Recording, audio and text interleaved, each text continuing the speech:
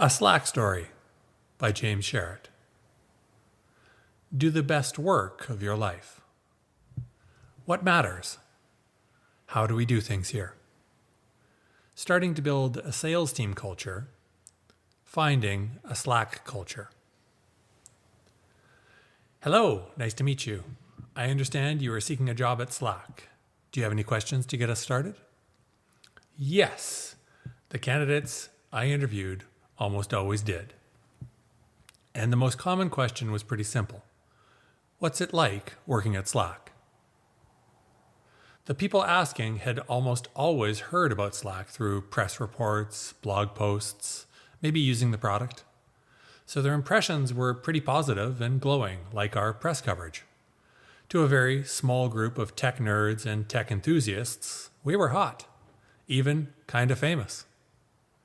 To answer their questions, I cribbed from something Stuart said one day. The expectation at Slack is that you'll do the best work of your life here. We'll do everything we can do to support you, and we'll challenge you to do the best work of your life. That almost always got a small reaction from candidates. Then, as it sunk in, they tended to either absorb that standard or to set up defenses. Those who absorbed it with curiosity tended to move ahead in our process. Those who started to set up defenses, how will you know? Is that something you can know? How do you measure that? Didn't tend to move ahead. Was the expectation to do the best work of your life a test of faith in both Slack and in a candidate's own self-belief? In their ability to be energized by a big challenge? Looking back, I'd say so. Hearing a challenge like, "We expect you to do the best work of your life," either got you excited or made you afraid. And both could also be true each time too, and mostly were. I think it ended up more a question that revealed the default optimist or default pessimist setting in people. Optimists wanted the challenge because they could see all the things that could go right.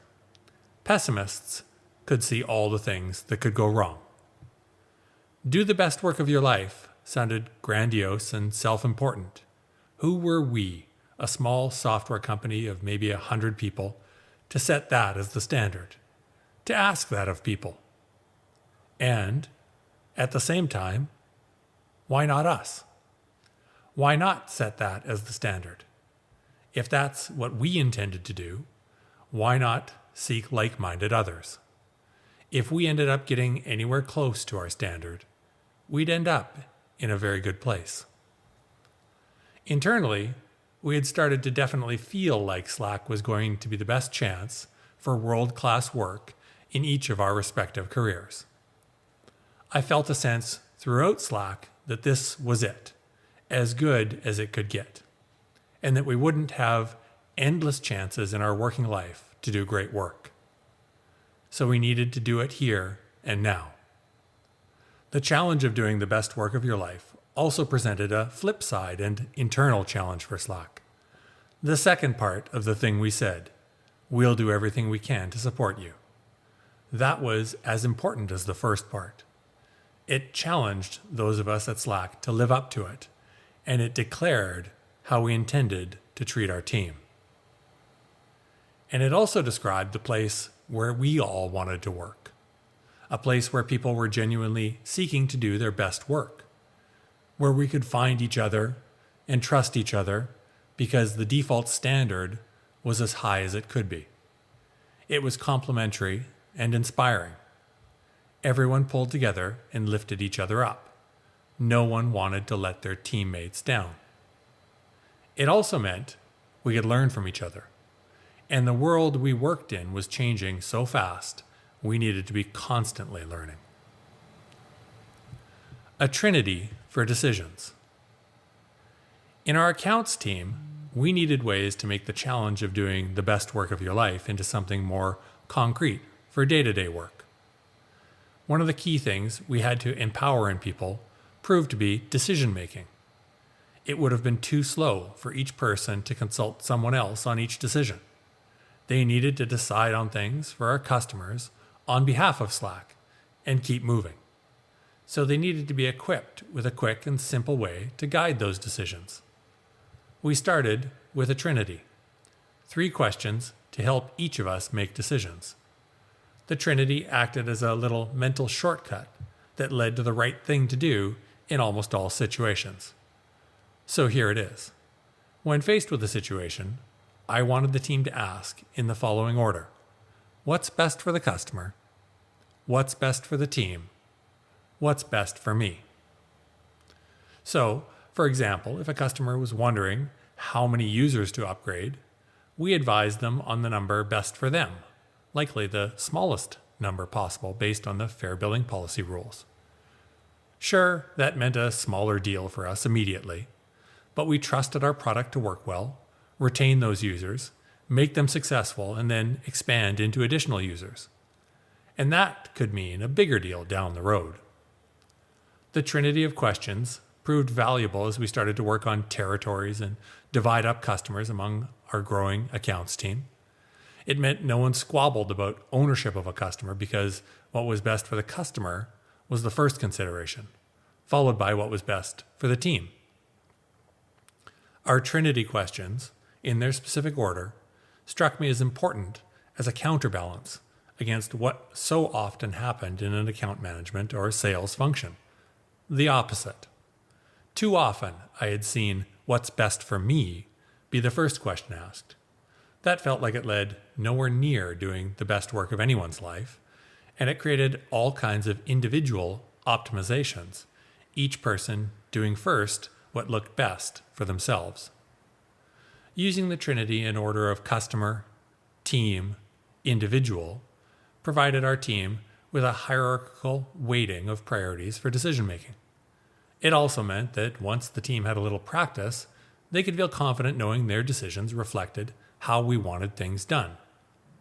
And it made them feel good too. Search first. Another common mental shortcut we used to move fast and keep learning was search first. If you have a question, try to figure it out yourself before asking for someone else to help. Because we used our own Slack product for all our communications, it became like a huge infinite brain for the organization. All of our systems pushed data into Slack, so all of our systems became searchable from in Slack. If you had a question, chances are good someone else had had the same question before, and chances are good you can answer your own question, or at least get some context by searching in Slack to find that prior conversation. Here are some examples of super useful searches our team did daily. Searching past conversations about customers to find the right level of credits to provide a new customer. What had worked before? Finding how, when people changed jobs, they brought Slack with them to their new organization, and seeing how our spread happened. Learning about Slack adoption in a specific industry like healthcare or defense that meant we could understand a customer's context and speak in their language. Wind me up and I can go on for a long time about the bonuses for everyone involved in this self-sufficiency and autonomous practice. No one got taxed by another person's laziness to not seek out their own answer. No one got interrupted. No one was stuck and just waiting for Kim or Mike or AJ to get back to them. Searching made our team better at using our product, which made them better at teaching customers how to use it. It made them confident, and it empowered them to take agency to answer their own questions as a default. It made them unstuck. I think that appreciating the shift in mindset from ask first to search first is essential to understanding how Slack worked internally, as well as how things happened at the forefront of a digital world. No one needed to ask permission. Everyone was responsible for themselves today, and for communicating clearly in a way that served them and their teammates tomorrow, when anyone could be searching again. I also think it created a team dynamic that featured trust in openness, and trust in our product, and trust in the capabilities of present and future teammates to solve problems. If we were asking people to do the best work of their lives, we also wanted to show them how we believed that happened. When someone did need to go to a boss or coworker with a question, the expectation was that they would show their work for context. When I needed to know our vacation policy for canceling requests, I found it, but wasn't sure it was up to date. I checked the answer I had found with an expert and showed them what I had found as an answer. It wasn't up to date, so we added in a new, current message that anyone searching later could then find. Future Slack might thank us. Finding a Slack culture. For people used to having others answer their questions, doing the work yourself might seem harder. But zoom out, and self-serving is actually the easier option by far. It involves one person instead of many. Its action is independent instead of dependent. It matches a question and answer at the source in the same moment. It teaches people they have the power to answer their own questions. As we grew in number of employees, we had to start really working on what it meant to work at Slack. We drew on many influences to figure out what we wanted to stand for and what we didn't abide. We wanted to be able to answer, how do we do things here? I remember talking with Stuart about how the golden rule at Four Seasons Resorts could be an inspiration for us at Slack. As Four Seasons founder Isadora Sharp says of employees, if we are going to ask them to make us the best, we had to give them what they needed to rise to that occasion. For them, that meant anyone, doorman, front desk staff, housekeeping, engineer, could do whatever a situation required to make things right for a guest. That's what they believed worked for them. Now, we had a chance to put into practice what we believed could work for us, to help people do the best work of their lives. We just had to get down to the messy business of doing it. Up next, how Slack built its culture.